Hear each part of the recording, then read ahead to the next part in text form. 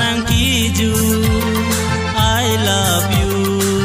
samine nang pha nang kiju I love you natsi chelo di manang wang thani dung ang sami nang raj ke me manai atur pen ho manele nang long ason te ching bar chit po ne pena I love you I love you I love you I love you I love you I love you samine nang pha nang kiju I love you samine nang pha nang kiju I love you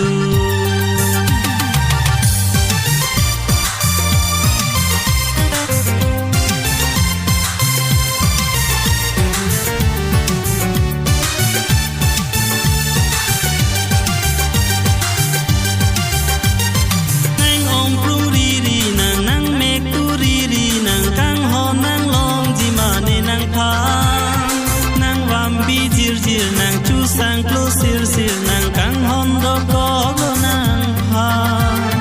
nang om prung ri ri nang mek tu ri ri nang kang hon nang long ji ma ne nang pha nang wam bi jir jir nang chu sang klo sir sir nang kang hon do ko lo nang ha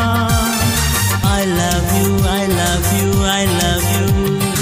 I love you I love you I love you samine nang pha nang kiju I love you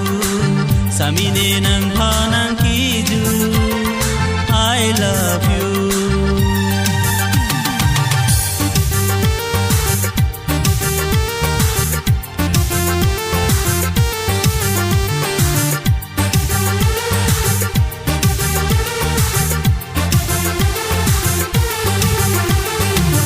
si nang sor jon nang phan pir the na hok ve dam ta thek long le pu an kang jang